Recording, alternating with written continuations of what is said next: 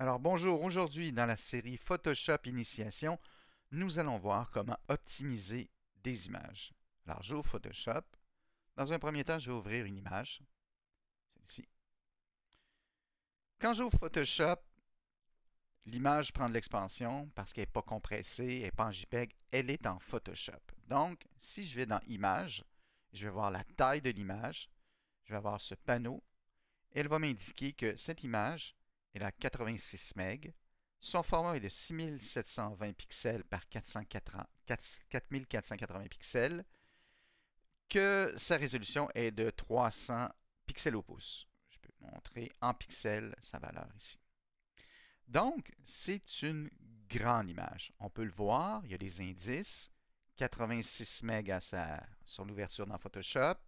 Sa taille, 6720 pixels de large. Et sa résolution, 300 pixels au pouce.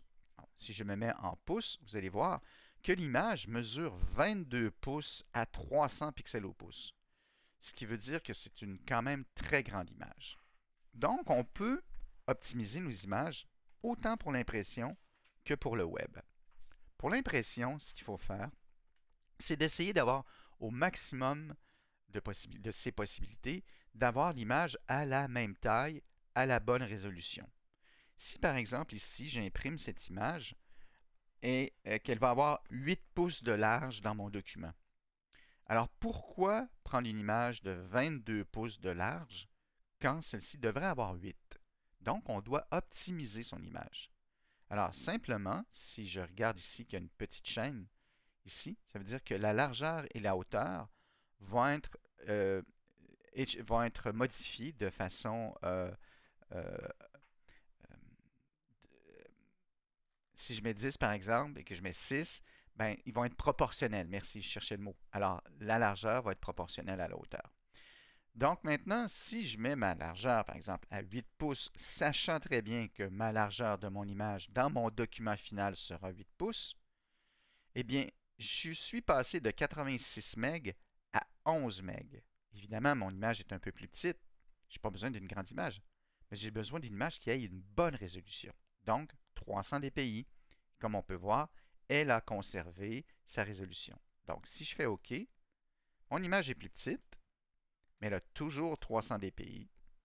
Elle va être optimisée, donc elle va être à 8 pouces de large dans mon document. À ce moment-là, ce que je peux faire, c'est exportation, exporter pour le web hérité. Maintenant, je vais la sauvegarder en JPEG. Je pourrais ici en JPEG, j'ai encore la possibilité de compresser encore mon image et de la mettre plus petite.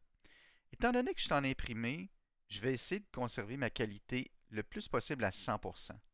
Ce que ça va me donner, c'est que ça va me donner une image de 2 MB environ, ce qui pour l'imprimer pourrait être totalement acceptable.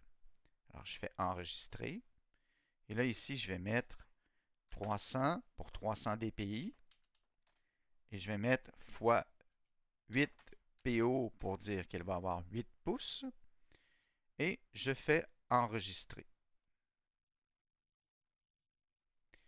Maintenant, je vais aller voir sur ici mon desktop. Je vois que j'ai mon image originale ici et j'ai mon image à 300 dpi. Quand je regarde sur mon image originale, si je vais voir ici dans mon tableau, elle a 17 MB. Il ne faut pas oublier que c'est l'image JPEG originale. Si je vais voir cette image JPEG que j'ai optimisée, maintenant, elle a 2 MB.15.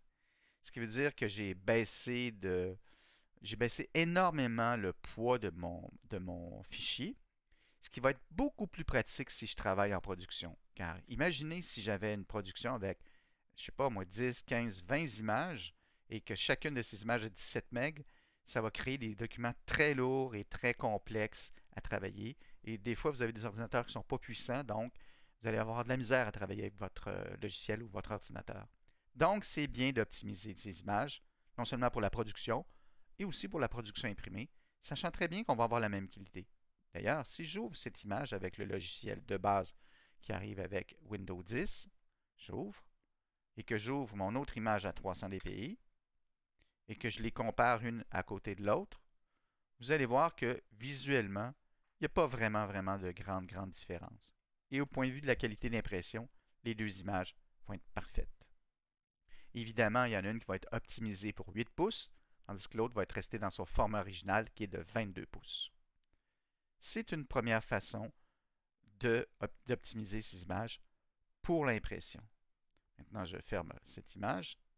On peut aussi, je vais ouvrir encore la même image de base, qui a 17 MB, mais qui, lorsqu'elle est ouverte dans Photoshop, n'est plus compressée et devient à 80, 86 même plus précisément. Donc, ce que je peux faire aussi, si je dois fonctionner pour l'impression, on a 300 des pixels au pouce. Par contre, si je vais pour le web, la télévision, le téléphone, le mobile, toutes les choses sur Internet, je n'ai pas besoin de 300 pixels au pouce, j'ai besoin de 72 pixels au pouce. C'est la résolution des écrans. Donc, si je baisse ma résolution simplement de 300 à 72, comme je viens de faire, 300, je la mets à 72, j'ai réduit mon image de 86 MB à 4 MB. Donc, c'est extrêmement de gain en poids d'image. Je fais OK. Vous allez voir que l'image va être plus petite. Évidemment, j'ai réduit mon nombre de pixels au pouce. Ici, je vais maintenant exporter pour le web hérité. Et là, je vais voir que mon image en JPEG, à la qualité de 100%, a maintenant 1 MB. Mais puisque je vais sur le web, je pourrais encore baisser la qualité de mon image sans que ça fasse une grande différence à l'œil et à l'écran. Donc, je baisse ma qualité à 60 et maintenant, mon image va être à 274.6K. Donc, je suis passé de 17 MB à 274K, ce qui est un gain énorme en production. Et c'est un gain important parce que sur le web, vous devez avoir des images très légères parce que sur le web, on télécharge des images au fur et à mesure qu'on regarde. Donc, plus les images sont lourdes, plus le temps de téléchargement sera long. Donc, là aussi, il faut optimiser ces images pour le web. Maintenant, si je fais enregistrer, je vais lui marquer ici 274 pour son DPI, pour son poids, KO, et je vais faire sauvegarder. Maintenant, je vais aller voir mon image, son poids. J'ai ici une image qui a 275K. Mon image originale, 17 MB. Maintenant, avec le logiciel de base de Windows, je vais ouvrir l'image, les deux. Je vais les mettre les deux, une à côté de l'autre. Et vous allez voir que, à l'œil, j'ai une image ici à gauche qui a 17 MB et à droite qui a 274K. Évidemment, je n'irai pas en impression avec une image à 274K parce que je n'aurai pas assez d'informations. Le poids n'est pas assez grand, la taille, sa résolution n'est pas assez grande non plus à 72 dpi. Par contre, à l'œil, il n'y a pas une grande différence. Et pour le web, ça prend des images optimisées les plus légères possibles.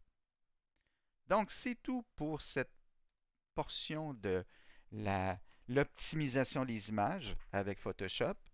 Alors, si vous avez aimé, bien, abonnez-vous à ma chaîne pour d'autres vidéos. Sinon, merci. Et si vous avez des questions, n'hésitez pas, ça va me faire plaisir d'y répondre.